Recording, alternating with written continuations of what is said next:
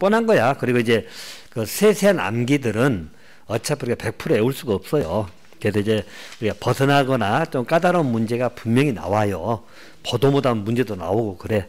저희들이 시험 볼 때도 바로 시험 본 문제들 바로 보잖아요. 저희들도 바로 풀어보거든. 그러면 그때마다 쌍시온 나올 욕만 하는 문제도 있어.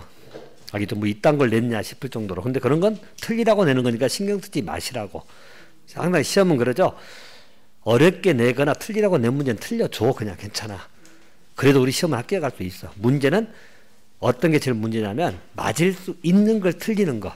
정말로 그게 쥐약입니다. 쥐약. 알겠죠? 거기에 틀리기 시작하면 답 없어. 이게 맞을 수 있는 것만 다 맞으면 돼. 됐죠? 그러면 이제 우리 원하는 점들은 충분히 나와. 그러니까 그럼 맞을 수 있는 것은 수업 시간에 다 한 거야. 수업 시간만 다 한 것만 다 여러분들 알고 있으면 끝나. 그렇지 않나요? 그것도 모르니까 문제지. 그죠? 그렇게 하시고 이번에 명절 내일부터 쉬잖아요. 명절 기간에 공법만 열심히 하세요. 아 제발 해. 그럼 공법만 해놓으면 점수가 올라오면 법은 다 똑같아. 법 과목은 여러분 일정 올라가기가 어렵지. 올라만 서면 그 다음부터 안 떨어지는 게 법이야. 알죠? 우리 법의 특징이 그래. 특히 객관식 문제는 특히 더 그래. 객관식은 깊은 지식을 요구하는 건 아니잖아요. 그죠? 지금 여러분들 법에 정한 절차 그대로 가는 것에 불과한 거고 아무것도 아니야. 법에서 시작이라고 써있으니까 시작으로 외우는 거고. 알겠죠?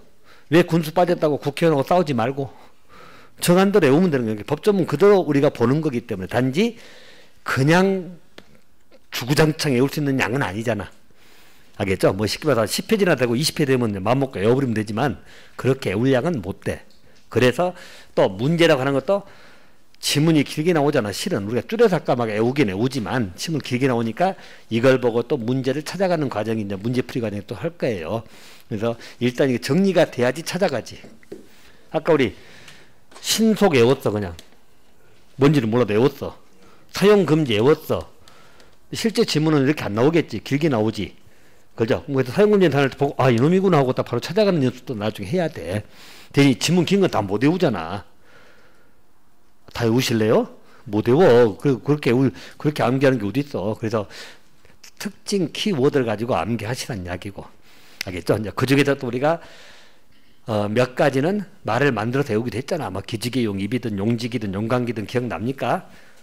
기억이 난다고 하고, 그래서 하고 또 가급적이면 외울 때도 제가 이야기했죠. 외울 때도 저런 것도 다음 날만 외우지 마시라고 했죠, 내가. 그죠? 무조건 다음 날만 외워놨다가 앞에 다른 말 붙여버리면 또 넘어간다니까. 그래서 조금 귀찮더라도 소유권 이전고시일 다음 날 그렇게 항상 하라고 했죠. 환지첨도 그랬잖아요. 그냥 공고일 다음날 외우지 말라고. 앞에 환지객이 붙었는데 뭣도 모르고 공고일 다음날 맞았다고 하면 안 돼. 환지첩은 공고일 다음날. 근데 그렇게 이해하시면서 암기를 해놓으시라는 이야기야. 포인트는 다음날이지만. 제 말 무슨 말인지 알겠어요? 그래서 자꾸 이거 연습하면 물론 이제 한두 번은 어렵고 그 말이 그 말 같고 그죠?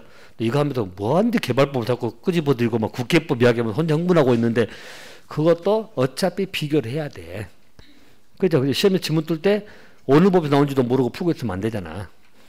제 말 이해됩니까? 그래서 무조건 기득권 나오면 또 어디서 나오는지도 모르면서 풀 수 있는 건 아니잖아. 그런 식으로 해서 자꾸 연습을 하시란 이야기야. 실제 문제가 쭉 뜨면은 개발법이 나왔는데 국회법인 줄 알고 시수는 신고인데 그러고 있고 풀고 있어. 근데 맞췄어. 신고니까.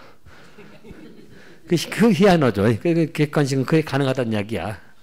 제 말 무슨 말인지 알겠어요? 하지만 정확히 알고 풀어야지 우리가 불안하지 않잖아. 정확히 모르고 푼 것은 끝나고 나서도 맞은지 틀린지도 몰라. 알겠죠? 그리고 본인이 틀린 것도 왜 틀린지도 몰라. 그래서 그런 것을 정확히 좀 풀어가는 연습을 하시라는 이야기예요. 네, 보시면 됩니다. 자, 이제 우리는 사업들의 전 단계를 봤어요. 항상 순서. 여기서 올라가는 거예요, 지금. 알겠죠? 정비사업 하려면 관리 결정합니다. 하려면 이제 관리사업 하려면, 정비사업을 하려면 계획부터 세운다. 계획은 기본계획하고 정비계획이 있더라. 그래서 구역 지정하더라. 이제 사업이 들어가야 되겠죠? 그럴 때 시행자가 나와야 돼. 이게 시행자는 여기서 바로 넘어가는 게 이렇게. 알겠죠? 사업이 시행자부터 출발되니까. 그래서 구역이 지정되면 시행자가 정해져야 됩니다. 됐나요? 시행자 부분은 아까 한번 잡아드렸지만 실은 여기도 공부할 게 많아 실은. 근데 지금 다 빼고 지금 여기서 그냥 그건 사실 나중에 3월달 수업에도 그건 안 봐도 될 거예요. 안 받는다는 것은 시험 문제 나올 수는 있어. 근데 나오면 찍어야지. 외울 게 너무 많아. 우리 공공시행자나 지정개발자, 사업대행자 이런 것은 어쨌든 넘어갈 거예요. 왜냐하면 시험을 나오고 안 나올 떠나서 효율성이죠. 외울 게 너무 많으면 차라리 그건 찍는 게 나아서. 또 근데 외울 게 많은데 시험 문제 매번 나온다면 무조건 외워야 되고. 제 말겠죠? 근데 매번 아닌데 외울 건 너무 많다. 그거는 제가 건너 카팅하고 할 거니까 제가 수업 한 것만 하라는 말에 의미하겠어요? 그것만 딱 하시면 돼. 자, 먼저 시행자 부분은 아까도 말씀드렸죠? 우리 주거환경 개선 사업 그래서 했잖아. 기본적으로 누가 한다고 했어? 시장, 군수 등. 토주공을 지정할 수도 있다고 해서 직접 할 수도 있고 또 토주공을 지정해 가지고 할 수도 있는 게 공적기관이 하는 거지. 알겠죠? 공적기관이 주거환경 한다. 그래서 아까 주거환경 개선 사업에서는 조합이 있다고 없다고? 조합이 없다고. 민간이 하면 안 되기 때문에. 됐나요? 자, 반면에 재개발은 여러분 어떻게? 재개발 사업은 누가 시행자 된다고? 아까 했잖아. 조합이 하든지 아니면 소규모일 때는 토지 등 소유자가 시행자가 되든지. 토지 소유자 시행자 되는 경우는 몇 명 미만이라고? 20명 미만이라는 것은 소규모. 그러니까 소규모일 때는 조합까지 결정 안 하고 그냥 토지 등 소유자가 시행자 되기도 해. 토지 등 소유자가 시행자 되는 경우는 무슨 사업에서만 나와? 재개발에서만 나와. 알겠죠? 그리고 아까 얘기했죠. 이 조합은 재개발 조합은 반드시 있어야 된다고? 없을 수도 있다고. 그렇지. 토지 등 소유자 시행자가 되면 필요가 없으니까. 제 말 이해됩니까? 그리고 공동은 누가 하냐면 시장구도 같이 하는 거예요. 알겠죠? 단독 또는 공동이라고 써놨죠? 조합이 시장구도 공동으로 할 수도 있어. 알겠죠? 토주공하고 공동할 수도 있고 그렇게 받으시면 돼. 어쨌든 기본적으로 조합이 합니다. 대신 소규모일 때는 토지 등 소유자가 시행자 된다. 받으시고. 재건축은 누가 한다고? 조합. 조합이 단독 또는 공동이. 알겠죠? 그렇게 보시면 됩니다. 그래서 재건축은 조합이 반드시 있어야 돼 없어야 돼? 필수라는 말도 나오거든. 대신 재개발 조합은 없을 수도 있다. 주거환경에 대한 사업의 조합은 없다. 됐나요? 조합은 민간이니까. 그렇게 기억해 놓으시고요. 자, 그럼 이제 여기서 이제 하나 보충할 것이 그거 써놨죠? 자, 우리 주거환경 사업에서 토지공동을 지정할 때 동의요건 보이잖아요. 그거 하나는 외워놓으셔야 돼요. 자, 일단 계량 방식은 일단 버리시고 계량 일단 발로 차고 그 밑에 계량 빼고 나머지 방식 다 들어가죠? 보통의 주거환경 개선 사업이야. 거기 수용 방식, 환지, 관리 처분 방식 다 들어가잖아요. 그래서 보통의 주거환경 개선 사업은 시장보다 직접 할 수도 있고 토지공 등을 지정할 수 있다 나와 있죠?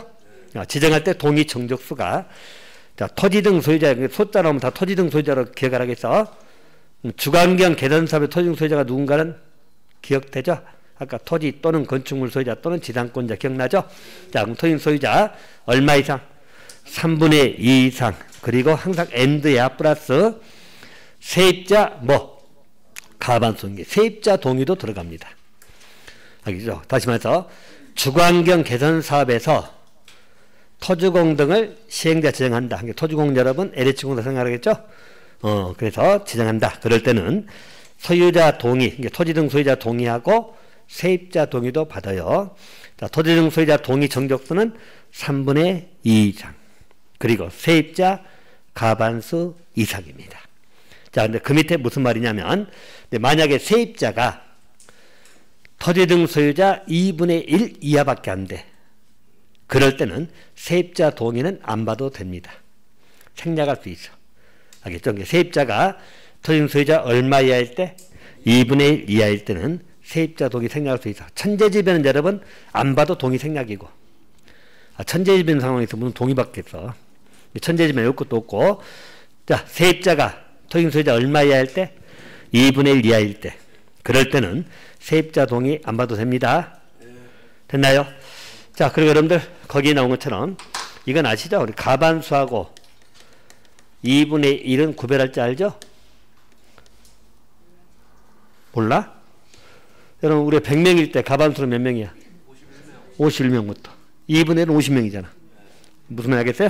그러면 거기 동의받을 때 토지용 소유자 3분의 2 and 세입자 가반수동이잖아. 알겠죠? 그래서 가반수동이에요. 그렇게 기억하시고 대신 세입자 수가 토지용 소유자 2분의 1 이하라고 나와있죠? 이럴 때는 세입자 동의 생략할 수 있다. 그 하나만 봐두시면 되겠고. 자, 그 다음에 이제 아까 말씀드린 부분 이 부분 잠깐만 설명을 넘어갈 테니까 신경 쓰지 마세요. 일단 요 두 개 보세요. 재개발, 재건축도 공공성이 있는 사업이잖아요. 근데 여기는 누가 시행자가 되는 건 민간이잖아. 조합도 민간이니까. 알겠죠? 그러면 여기는 여기에만 맡겨두기는 좀 불안한 요소가 있지. 쉽게 말하면 조합이 하면 어쩌죠? 모르겠죠. 약간 조합에 대해서 부정적인 요소가 많이 있는 건 사실이죠. 왜? 조합장 되면 다 어디 가요? 깜빵이 뭡니까? 그죠? 뭐 부정적인 요소가 많아. 그리고 민간이 하다 보니까 책임감이 떨어질 수도 있고. 그래서 이제 재개발, 재건축은 이자들이 시행자인 건 맞아요. 그런데 관에서 개입할 수 있는 제도가 세 가지가 나와. 보충하기 위해서. 그래서 우리 공공 시행자가 되기도 합니다. 자, 일단 듣고만 말하세요. 공공 시행자 되면 시장 군수가 재개발 사업을 할 수 있어. 시장으로 재건축 사업을 할 수 있어. 공공 시행자가 사업을 할 수도 있어요. 알겠죠? 그럼 이제 그 하기 위한 요건들이 쭉 나오는 이게 외우기 어렵다고. 한 8개 되는데 못 외워요. 알겠죠? 또 지정 개발자라 해가지고 시행자가 우리 시장 군수가 지정 개발자를 지정해 가지고 사업을 맡길 수도 있어. 시행자를 지정 개발자로 바꿔볼 수도 있어. 알겠죠? 이럴 때는 여러분 이 두 개 시행자가 돼 보니까 조합이 만약에 등장했어. 조합이 등장해서 설립인가를 받았어. 근데 공공시행자가 등장하면 이 설립인가는 취소가 되는 거야. 쉽게 말해서. 조합은 사라지는 거야. 시행자 둘 수는 없잖아. 알겠죠? 공공시행자가 할 수도 있고 지정개발자 둘 수도 있고. 또 한 가지 뭐냐면 사업 대행자라는 것이 있거든. 여기는 시행자를 놔두고 시장군수, 토지공, 지정개발자가 사업을 대신하는 거야. 이런 것은 전부 다 재개발, 재건축에서만 나와요. 왜? 민간에게 맡겨놓다 보니까 뭔가 좀 불안하니까. 개입할 수 있는 제도가 이 세 가지 제도가 있어. 알겠죠? 근데 사유들이 쭉 나오는데 이건 이게 암기 어려워. 문제 간간히 나오긴 해. 그러면 찍어. 알겠죠? 외우기 힘들어. 그랬더니 자, 그래서 그건 참고로만 보시고요. 일단 기본은 이거. 주거환경 개선 사업은 누가 한다고? 시장은 직접 하든지 토지공 지정해서 한다. 됐죠? 그리고 아까 지정 등 할 때 동의 필요하더라. 동의 정족수가 아까 소 3분의 2 and 세입자 가반수. 알겠죠? 그것 좀 기억해 놓으시고. 그리고 세입자 수가 토지용 소유자 2분의 1 이하다. 그럴 때는 세입자 동의 생략할 수 있다. 또 한 가지. 재개발은 누가 한다고? 조합이 하든지 토지용 소유자가 하든지. 됐죠? 소규모일 땐 토지용 소유자가 생각합니다. 20명 미만이니까. 자, 그리고 재건축은 조합. 자, 그 정도는 잡아놓으세요. 자, 문제 시행자 중에 이제 조합 문제입니다. 여러분이 조합은 세 군데 나오잖아요. 그죠? 앞으로 이제 조합도 잠깐만 봐드릴게요. 조합은 세 군데가 나오는데, 우리 도개법, 우리 도시개발 사업이죠?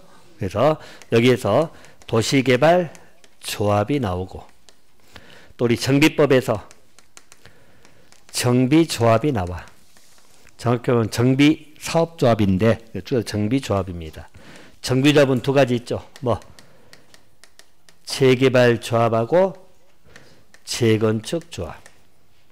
두 개밖에 없잖아. 주거환경은 없으니까. 알겠습니까? 자, 그리고 또 한 가지가, 우리 주택법에 보면, 주택건설 사업이거든? 거기에 주택조합이 있어. 주택조합은 여러분 세 가지가 있어. 이 정도 기본적으로 보세요. 우리 조합은 세 군데 나오니까. 알겠죠? 국회법에는 조합 안 나왔잖아. 그죠? 건축법에도 없고, 그래. 그래서, 자, 우리 주택조합은 여러분 세 가지. 여러분 제일 많이 보는 지조합이라는 지역조합. 제일 많이 보는 거. 그 다음에 직장조합. 잘 못 봤을 것이고. 리모델링 조합도 마찬가지. 잘 못 봤을 거예요. 리모델링 조합. 리모델링. 알겠죠? 그래서 세 가지 조합이 있습니다. 그럼 이 조합 부분 여러분, 우리 시험에서도 잘 나옵니다. 정비법에서, 우리 도정법에서 정비조합 문제 항상 나옵니다. 항상 한 문제 이상은 나와. 주택법에서 주택조합 문제도 항상 한 문제 이상은 나와. 안 빠지고 나옵니다. 자, 도시개발조합이 제일 양이 작아. 알겠죠? 하나밖에 없으니까. 그래서 도시개발조합은 이것도 한 문제는 잡아두시되 간간히 건너뛸 때도 있어. 양이 제일 작아, 개발조합. 대신 여기 조합들은 양이 엄청 많습니다. 나중에 조합 공부하다가 머리 쥐난다고 난리야 막. 알겠죠? 양이 많아. 그냥 숫자가 많으니까. 재개발조합도 있고 재건축조합도 있고 그러잖아. 여기 지역조합, 직장조합, 리모델링 조합이 있으니까. 대신 이제 먼저 차이점 하나 말씀드리려고 제가 이걸 설명합니다. 자, 먼저 뭘 먼저 잡아주고 할 거냐면 보세요. 일반적으로 주택조합은요. 주택조합은 일단 요놈들하고 성격이 다르니까 같이 노냐면 안 맞는 게 많아. 왜 성격이 다르냐면 요 두 개는 도시군 계획사업들이야. 알겠죠? 공공성이 강한 사업이야. 주택건설 사업은 도시군 계획사업이 아니라겠죠? 공공성이 약해. 그래서 여러 가지 차이점이 나와. 쉽게 말해서 조합은 다 법인인데 오늘 법인도 아니야. 그래서 차이점이 많기 때문에 같이 비교하기는 좀 안 맞는 것들이 많아. 무슨 말인지 알겠어요? 주택사업은 도시공계획사업이 아니라고. 알겠죠? 도시공계획사업이 아니라는 것은 공공성이 좀 강하다고 약하다고. 약하다고. 제가 극단적으로 표현합니다. 극단적으로 붙였어. 극단적으로 표현하면 주택건설사업은 주택 지어서 팔아먹는 게 쉽게 말해서. 간단히 말하는 게 극단적이라는 말 썼었고 그런 건 아니에요. 공공성이 있긴 있어. 아주 없든 안 해. 약하다는 말이지. 알겠죠? 그래서 요놈은 성격이 아주 다르기 때문에 비교 안 합니다. 알겠죠? 대신 이제 개발조합하고 정비조합은 결국 세 가지죠. 개발조합, 재개발조합, 재건축조합이잖아. 됐나요? 그럼 이제 비교를 먼저 들고자 하는 것은 뭐냐면 자, 일반적으로 여기는 개발조합이든 정비조합이든 전부 다 법인입니다. 법인. 자, 여러분 법인이란 말이 뭐죠? 법인은 법에서 인격을 부여하는 거잖아. 우리 권리 의무 주체 기억나니까 여러분들 민법에서 권리 능력자라고 불러주는 거 사람 인에는 자연인하고 법인. 그죠? 자연인은 우리들이고 법인은 법에서 인격을 부여하는데 법이 되려면 뭐 해야 돼요? 등기가 돼야 돼. 그러니까 전부 다 이 두 개는 등기가 돼야만 성립이 되는 거야. 법인이기 때문에. 알죠? 개발조합이든 정비조합은 다 우리 법인이에요. 그래서 설립할 때, 즉 성립할 때는 등기가 돼야만 법인은 성립이 되는 거예요. 주택조합은 법인이 아니기 때문에 등기 안 합니다. 인가만 보면 끝나거든. 그래서 일단 그것은 무시하고 주택조합 일단 무시하고 자, 개발하고 정비조합은 등기가 돼야지 성립합니다. 공통.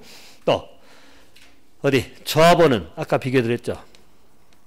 조합원은 개발조합은 누가 된다고? 개발구역 안에 있는 토지 소유자가 조합원이고 자 재개발조합은 재개발 사업구역 안에 있는 뭐 토지 등 소유자. 자 재건축도 재건축 사업구역 안에 있는 토지 등 소유자. 됐죠? 그럼 이제 차이점 알겠죠? 자 우리 개발조합은 토지 소유자야. 땅만 갖고 있어야 돼. 건축물 소유자는 안 돼. 물론 토지 건축물 같이 갖고 있는 토지 소유자 되니까. 알겠죠? 그래서 토지가 기본이라겠죠? 개발 사업은 항상 여러분 토지 구획 정리가 초점이라는 걸 놓치지 마세요. 그래서 토지 소유자입니다. 대신 정비 사업은 정비조합은 전부 다 토지 등 소유자라고 했잖아. 토지 등 소유자가 둘이 틀린지 아시죠? 재개발에서 토지 등 소유자는 누구라고?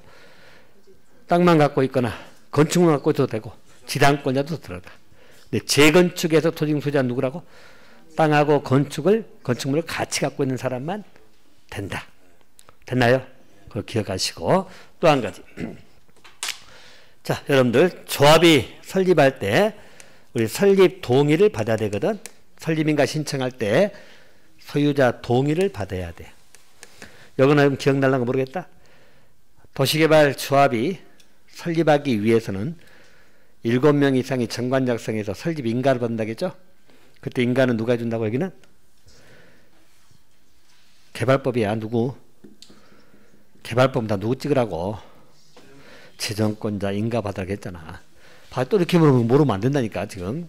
도계법은 다 누구 찍으라고 했어?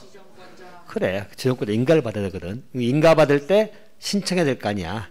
그때 동의를 받으라고 했죠. 그래 동의 정도서 기억날까요? 지난주에 했어. 면 3이 엔드 소 2분의 1이. 자 여기 이제 좀 될 거야. 여기도 동의 다 받아야 돼요. 자, 문제는 여기 설립 동의를 안 한 사람이 있을 거 아니야. 동의 안 했어. 아까 우리 면사면에서 소 2분의 2가 동의 안 한 사람도 있겠죠? 그럼 이자들은 조합원이 될까 못 될까? 어? 조합 설립할 때 동의 안 했어. 그 말은, 이 말은 개발사업 반대한다는 이야기지. 그러면 동의를 안 하면 조합원 된다 못 된다? 자, 이 차이입니다. 여러분 보세요. 여기 개발하고 재개발, 재건축 있잖아요. 기본적으로 공공성이 있는 사업이지만 아까 제가 이야기했네. 세 개만 놓고 비교할 때 어디가 공공성이 제일 약해? 제일 약하잖아. 그러잖아. 한마디로 재건축은 도로 설치 안 하잖아. 내 헌지 보고 세지만 받잖아.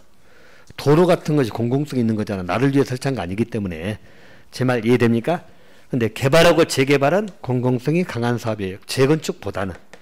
곧 이 말은 뭐냐면 요 둘이는 동의하든 안 하든 다 조합원 됩니다.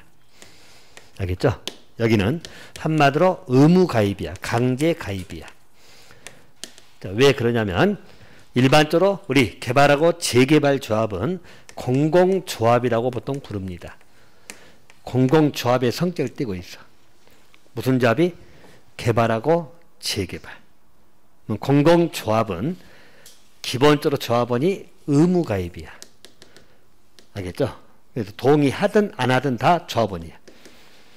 지금 알겠습니까? 자, 이런 건 여러분, 이 공공조합 성격을 띠는 게 개발조합만 재개발조합 있는 것이 아니라, 여러분들 의사 안 돼보셨죠? 안 돼봤죠? 의사 되면 내가 의사고 합격해서 의사가 됐어. 의사 자격이 나와서 의사 면허가 나왔다는 이야기예요. 그 순간 의사의 회원이 됩니다. 그냥 가입하든 안 하든. 알겠죠? 변호사들도 마찬가지. 변호사협회 회원 자동이야, 자동. 나 회원 가입 안 했는데 변호사 되는 순간 한 달만 지나면 회비 내라고 날라와. 알겠죠? 뭐야, 나 안 들어갈 거야. 그거 없어. 안 들어가고 맞고 지금 의무 가입이야. 약사도 마찬가지고. 공공성이 띠는 그런 단체들은 기본적으로 강제 의무 가입이야. 지금 알겠습니까? 그래서 개발과 재개발은 동의하든 안 하든 다 조합원이야. 이해됩니까? 그럼 이제 그 중에서 조합원이 되면 여러분 표결도 할 수 있고 또 경비도 내야 되거든. 그 이제 반대하는 사람은 경비 안 내고 객이겠지. 그럴 거 아니야? 내가 왜 회비 내야 돼? 객이겠죠? 강제로 뺏어갑니다, 이제. 알겠죠? 강제징수 들어가는 거야. 그러면 어차피 내야 돼. 제 말 이해됩니까? 쉽게 말해서 개발, 재개발은 도로 같은 거 설치하는데 예를 들어 도로 같은 거 설치하잖아. 내가 동의 안 하면 도로 설치 못 해? 그런 거 아니잖아. 공공성이 강하단 말이 의미하겠습니까? 내가 동의하든 안 하든 도로 설치해야 되거든. 그럼 돈 들어가야 돼, 안 들어가야 돼? 그렇지. 그러니까 기본적으로 부담해야 돼. 그렇게 생각하시면 돼. 근데 재건축은 달라. 재건축은 도로 설치 안 하잖아. 내 헌지 벌고 새집 받는 거잖아. 그럼 집 싫은 사람은 안 하면 되지. 이사 가면 되잖아. 무슨 말 알겠어요? 그래서 재건축은 동의를 안 하면 조합원이 안 됩니다. 동의한 자만 조합원이야. 무슨 사업에서만? 무슨 조합만? 재건축만. 이유는 공공성이 제일 약하기 때문에 그래. 집 필요 없으면 안 하면 되지. 재건축은 말 그대로 건축물만 받는 거잖아. 도로는 설치한다고 안 한다고. 아, 그렇지. 그러니까 당연히 재건축은 안 할 사람은 안 받으면 돼. 안 받으면 이사 간다는 이야기지. 이사 간다는데 무슨 조합원 억지로 시켜. 제 말 알겠어요? 근데 여기는 도로도 설치하고 기반설 다 들어가야 될 거 아니야. 그래서 공공성이 강하기 때문에 동의하든 안 하든 뭐라고 다 조합원이야. 됐어요? 무슨 조합이? 개발하고 재개발 조합. 됐죠? 네. 재건축은 뭐라고? 동의한 자만 조합원 되는 거야. 그 강의를 꼭 기억하세요. 자, 여기는 틀려. 주택조합은 여러분 동의가 필요 없어. 여기는 주택조합. 아까 제가 얘기했죠. 주택조합은 턱이 틀리다고. 여긴 집 없는 사람들이 주택자 갖고 주택 자기들 갖고 나머지 공급하는 거야. 알겠죠? 그래서 동의 유무가 필요 없어. 집 없는 사람들 모여 사는 거야. 쉽게 말해서. 그러니까 동의할 필요가 없지. 제 말 이해됩니까? 그래서 주택조합은 성격이 다르기 때문에 다른 각도로 비교하셔야 돼요. 오케이. 자, 일단 뭐 또 잡아주고 갑니다. 자, 그럼 거기 조합 보이죠? 자, 정비조합은 여러분 설립 과정이 이래요. 일반적으로 개발이나 주택조합이 없는 것이 뭐냐면 여기는 조합 설립 추진위원회라는 것이 있어. 조합 설립 추진위원회는 정비조합에만 나와요. 개발법에는 없었잖아. 알겠죠? 또 주택에도 없어. 그래서 설립 추진위원회가 있어. 추진위원회가 먼저 구성이 돼야 됩니다. 그 추진위원회 구성 과정 써놨죠? 몇 명 이상 위원, 5명 이상 위원. 알겠죠? 그리고 뭘 작성해? 운영규정. 정관이 아니에요. 추진위원회는 조합이 아니에요. 지금 조합을 설립하기 위한 추진위원회에 불과해. 그래서 정관이라고 하면 틀려. 운영규정 작성합니다. 그리고 토지 소유자 얼마 이상 동의받아? 과반수 동의. 그리고 또 시장군수 뭘 받아야 돼? 승인. 그러면 추진위원회 구성되는 거야. 됐죠? 추진위원회 구성이 먼저 이루어집니다.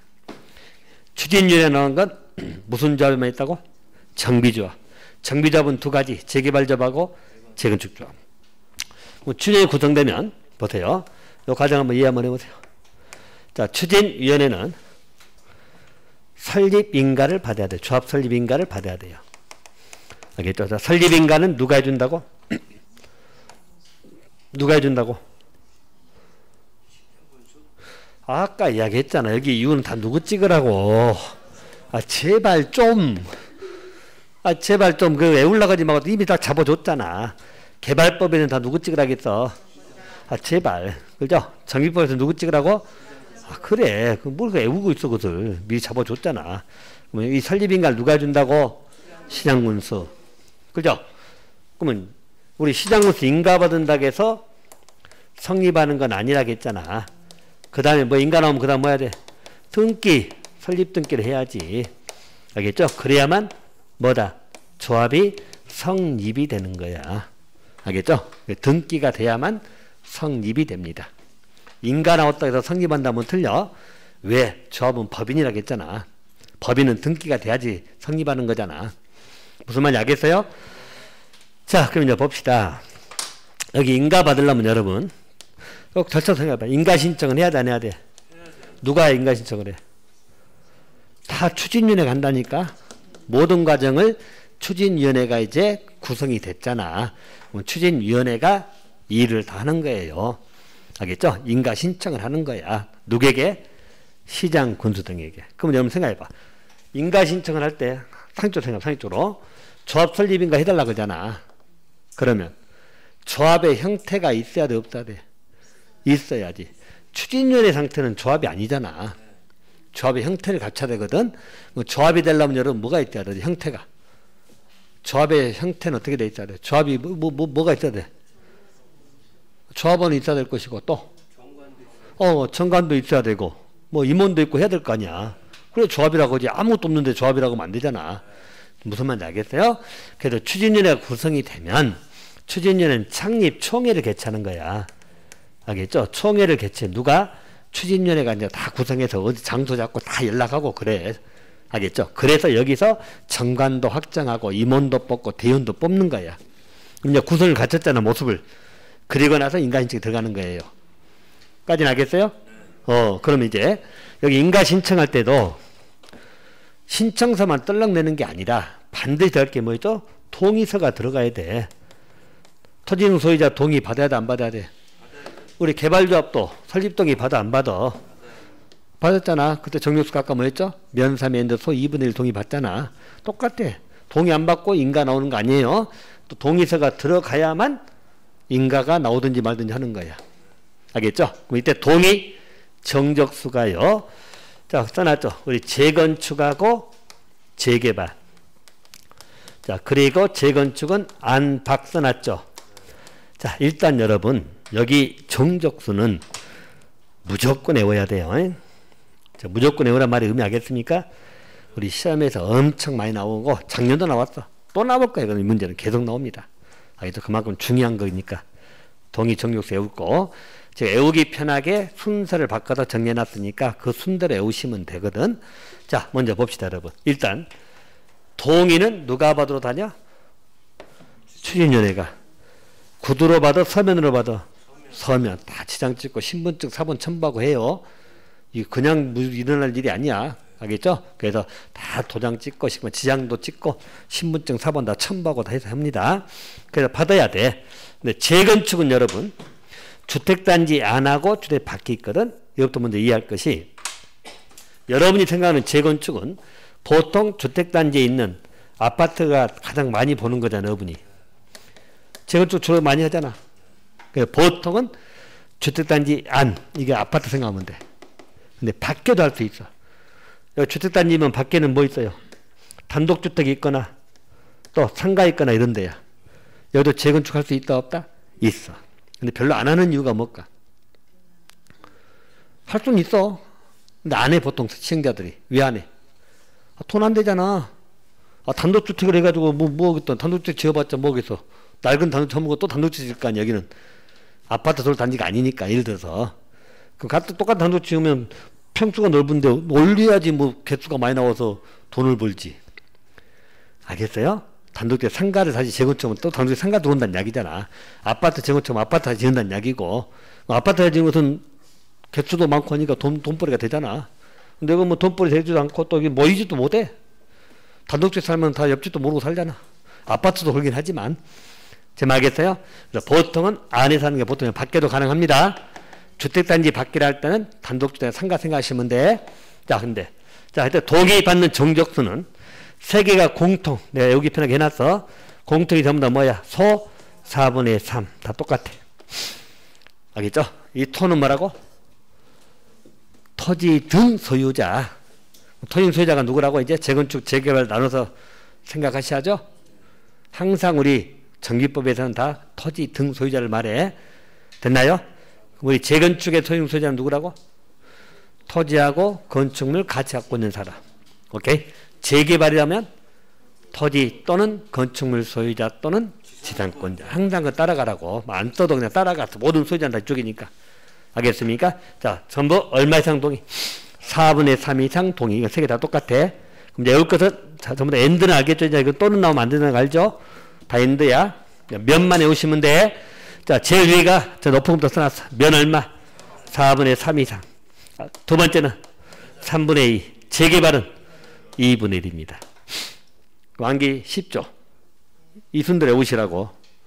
됐나요? 다 받으란 이야기야. 면적 4분의 3 이상 해당되는 토지 등 소유자 동의도 받아야 돼.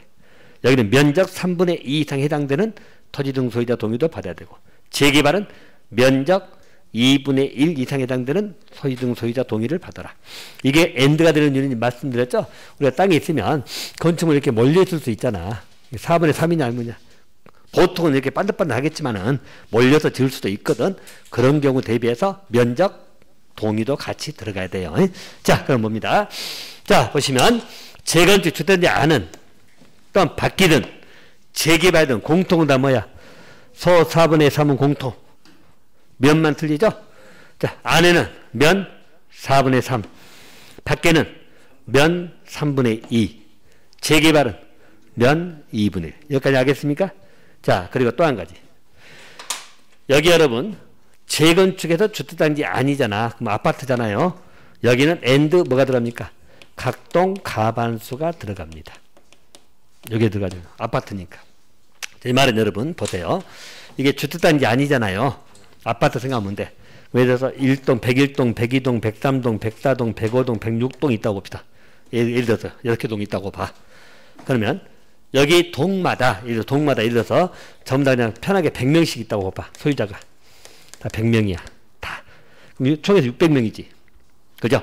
그럼 거기 600명에 4분의 3 동의 받아야겠죠? 알겠습니까? 그리고 또 면적, 대상 토지 면적 4분의 3 이상 해당되는 동의도 또 받아야 돼. 알겠죠? 그 경우는 이제 분포가 좀 달라질 때 이야기예요. 그것도 받아야 되고. 그리고도 문제는 각동 가반수거든. 이 말은 뭔 말이냐면, 자, 예를 들어서 101동만 빼고 나머지는 100명씩 모두 찬성했어. 500명은 찬성한 거야. 무조건 동의했어. 500명. 무조건 소 4분의 3은 넘었지. 500명이 했으니까. 근데 101동만 48명이 동의했어. 101동만. 그럼 재건축 해 못해? 못합니다. 어느 동이든 가반수가 넘어야 돼. 알겠죠? 한 동이라도 안 나와버리면 설립인가를 못 받아. 조합이 설립이 안 돼. 재건축은 조합이 없으면 돼, 안 돼? 안 되잖아. 제 말 무슨 말 알겠어요? 각동 가반수가 돼야 됩니다. 그래서 만약에 만약에 이런 경우가 나온다면은 백일동은 추진위원회에서 집중 공격이 들어가야지. 알겠죠? 밤에도 찾아오고 낮에도 찾아오고 협박도 하고 너희들 때문에 3명 부족해서 재건축 못 들어간다 협박도 하고 아니면 갑자기 귤도 갖다 주고 갑자기 해유도 하고 막 추진위원회는 받아야 되니까 추진위에다 동의보도 다니니까 무슨 말인지 알겠어요? 그 집중 공격이 들어가는 거야 이제. 만약에 이런 일이 생긴다면 그잖아. 여기 3명 때문에 재건축을 못 한다는 문제 나오잖아. 나머지 500명 찬성해버렸잖아. 600명이라고 볼 때 예를 들어서. 제 말 이해됩니까? 재건축에서 주택단지 아니에요. 나머지는 동의 없잖아. 각동이란 말이 안 나오니까. 그래서 안에서만 할 때는 뭐라고? 각동 가반수 요건 충족돼야 돼요. 전부 다 AND예요. 제 말 이해됩니까? 그래서 여기서 3명만 동의해도 통과잖아. 51명만 되면 되니까. 100명이라면. 가반수이니까. 제 말 이해되죠? 그렇게 해서 어느 동이든 가반수가 넘어야 돼. 한 동이라도 가반수가 안 나오면 재건축 못합니다. 조합 자체가 설립이 안 되니까. 자, 그럼 이제 보세요.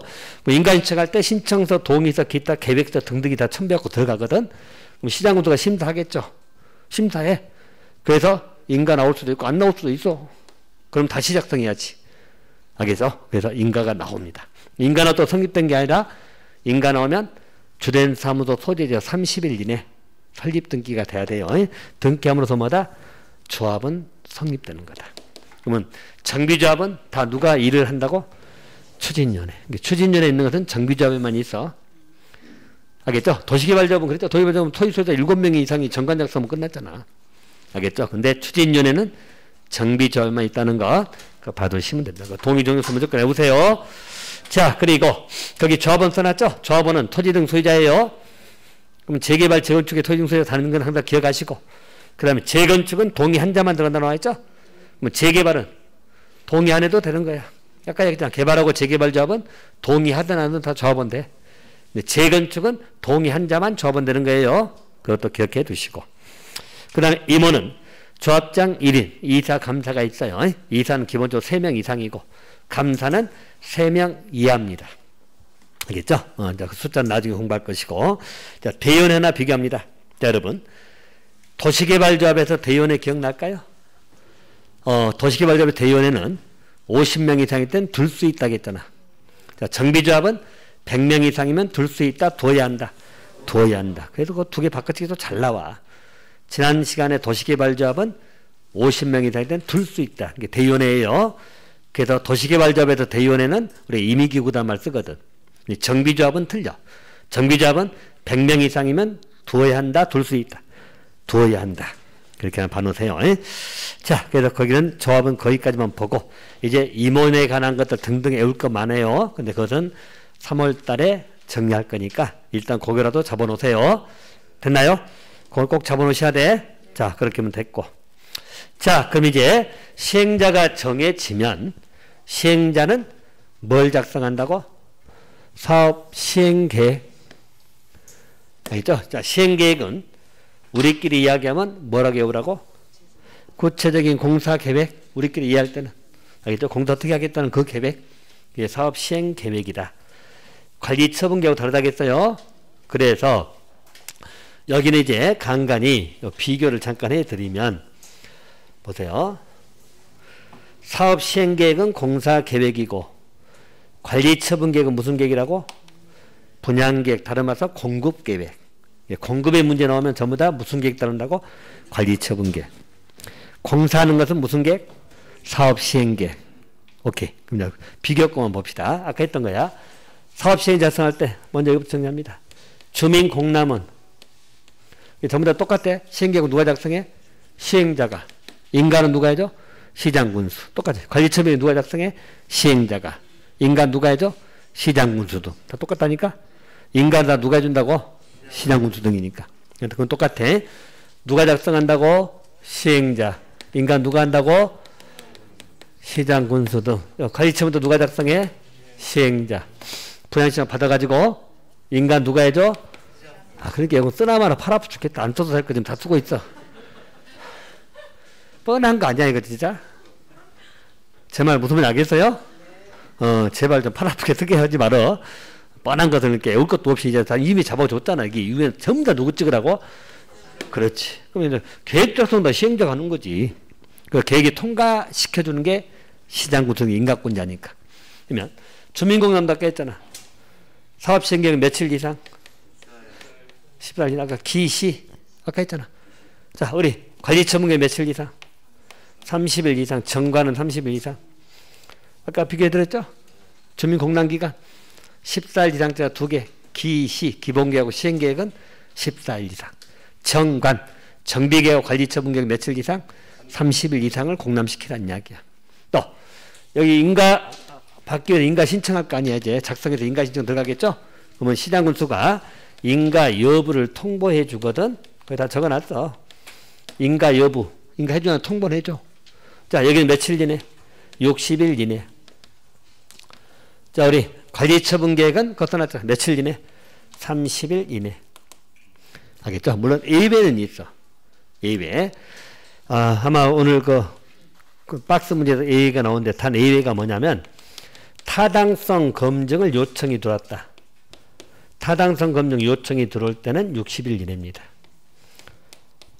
기본적으로 30일 내오시면 돼요. 관리처분계획은 인가 여부 통보 며칠? 30일. 사업시행계획은 인가 여부 통보는 며칠? 60일.